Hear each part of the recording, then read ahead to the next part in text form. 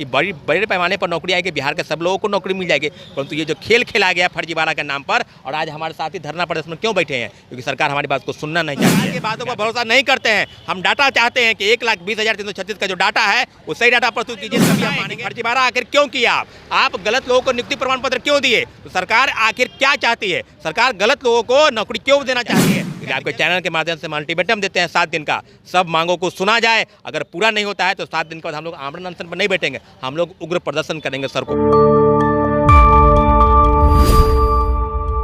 नमस्कार, मैं सिर्फ देखिए जिस प्रकार से बीपीएससी शिक्षक की बहाली हो रही है, जब से बीपीएससी शिक्षक की बहाली शुरुआत हुई तब से इसमें अड़चन आते नज़र आ रहा है।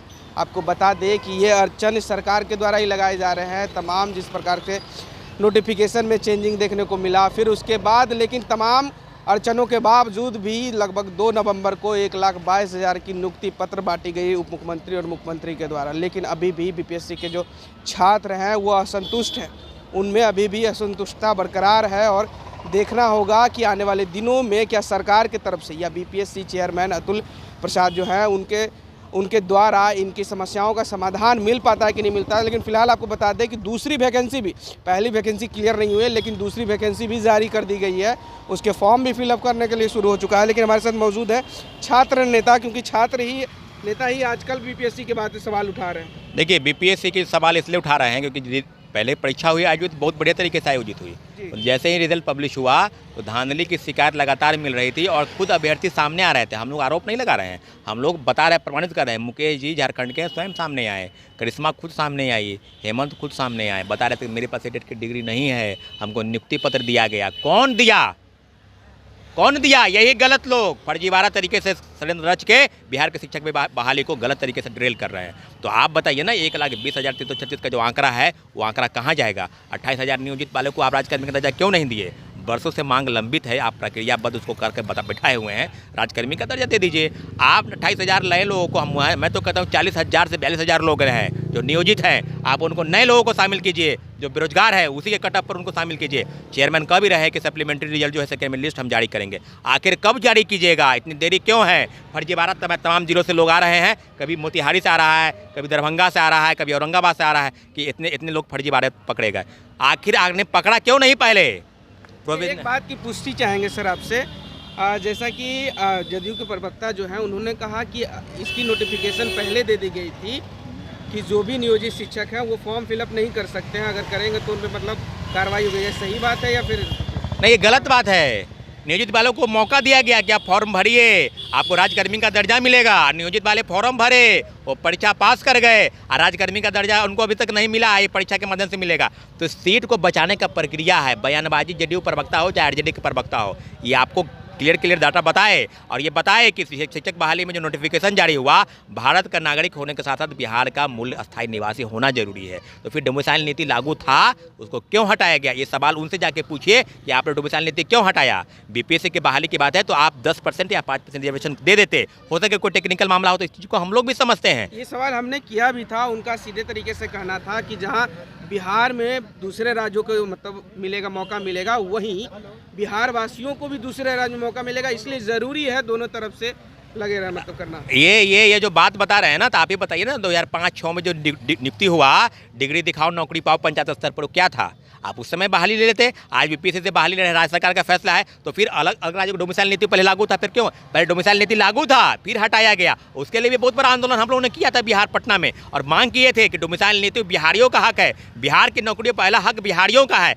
आपने उसको हटा दिया क्योंकि आपको वोट चाहिए। 14 राज्यों के लोग बिहार में नौकरी करने, यहाँ तक कि विदेश के लोग भी आए नौकरी करने। तो आप ही बताइए ना भाई कि बिहार के लोगों को नौकरी नहीं, आप बाहरी को नौकरी है, बिहार के लोग मजदूर बन के दूसरे प्रदेश में जाए, तो आप ही स्पष्ट कीजिए। तेजस्वी यादव जी क्या बताएंगे? 4 लोगों का वादा किया था नौकरी देने का, सरकारी नौकरी, तो किन लोगों को? बिहारियों को कि बाहरी को? ये तेजस्वी यादव को बताना होगा। आप मुख्यमंत्री जी 17 वर्ष राज्य के मुख्यमंत्री रहे हैं, उनका काम होना चाहिए पहले बिहार के लोगों को नौकरी सुरक्षित करे। देश की बात बाद में करेंगे, पहले राज्य की बात करें। तो हम लोग तो भाई निश्चिंत थे कि बड़े पैमाने पर नौकरी आएगी, बिहार के सब लोगों को नौकरी मिल जाएगी। परंतु ये जो खेल खेला गया फर्जीवाड़ा के नाम पर, और आज हमारे साथ ही धरना प्रदर्शन में क्यों बैठे हैं? क्योंकि सरकार हमारी बात को सुनना नहीं चाहती है। इसलिए आपके चैनल के माध्यम से हम अल्टीमेटम देते हैं 7 दिन का, सब मांगों को सुना जाए। अगर पूरा नहीं होता है तो 7 दिन के बाद हम लोग आमरण अनशन पर नहीं बैठेंगे, हम लोग उग्र प्रदर्शन करेंगे, सड़कों पर आएंगे। अच्छा, एक सवाल और रहेगा सर कि मतलब जिस प्रकार से बिहार सरकार चाह रही है कि बिहार की जो शिक्षा व्यवस्था है उसमें सुधार हो और नौकरियों पे नौकरियों शिक्षक की दे रही है, इससे लगता है कि सुधर पाएगा इस तरीके से? बिहार की शिक्षा व्यवस्था बदलेगी तो बीपीएससी से बढ़िया तरीके से परीक्षा हो जाता,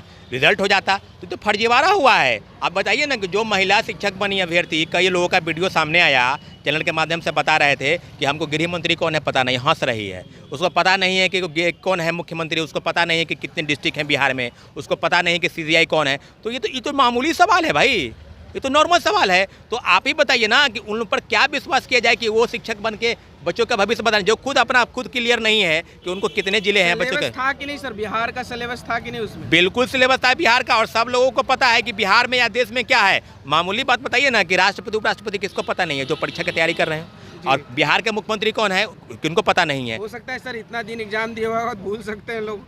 कितना दिन या कुछ दिन पहले तो एग्जाम दिए हैं। ये सवाल देखिए, ये बात मामूली नहीं है, ये बहुत बड़ा सवाल है कि जो शिक्षक और बीपीएससी से बहाली पास किए, ऐसा नहीं है कि डिग्री दिखाओ नौकरी पाओ। बीपीएससी से बहाली किए हैं और निश्चित रूप से हमको लगता है कि योग्य हैं, लेकिन जैसे ही सामने आई ये खबरें कि फर्जीवाड़ा हुआ है बड़े पैमाने पर, तो निश्चित रूप से बिहार की शिक्षा व्यवस्था इससे बिल्कुल ड्रिल हो जाएगी, वो बदलेगी नहीं तस्वीर। सरकार इस फर्जीवाड़ा का मतलब खुलासा क्यों करेगी? क्योंकि सरकार के द्वारा ये गलती हुई है, तो इसका खुलासा होगा कैसे? मतलब इसका खुलासा हो चुका है ना।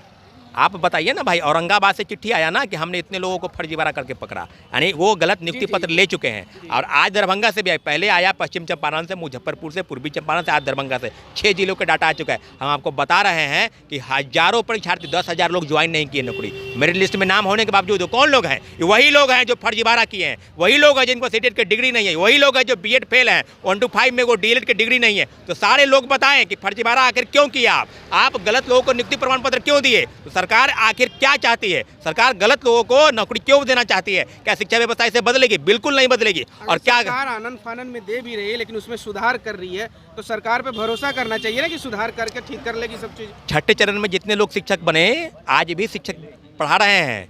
कोर्ट का आदेश देख लीजिए जाके कि कोर्ट कहा है कि इन लोगों के खिलाफ कार्रवाई कीजिए, अभी तक कार्रवाई नहीं हुआ है, आज भी लोग पढ़ा रहे हैं। तो क्या हम भरोसा कर ले कि जो लोग गलत प्रमाण पत्र के आधार पर शिक्षक बन गए हैं उनको सरकार बाहर करेगी? बैक डोर से भी खेल खेला जाएगा, अभी बैक डोर से भी लोगों को घुसाया जाएगा। हम सरकार की बातों पर भरोसा नहीं करते हैं। हम डाटा चाहते हैं कि 1,20,336 का जो डाटा है वो सही डाटा प्रस्तुत कीजिए, तभी हम मानेंगे, अन्यथा हम लोग 7 दिन के बाद आंदोलन करेंगे। चलिए ठीक है।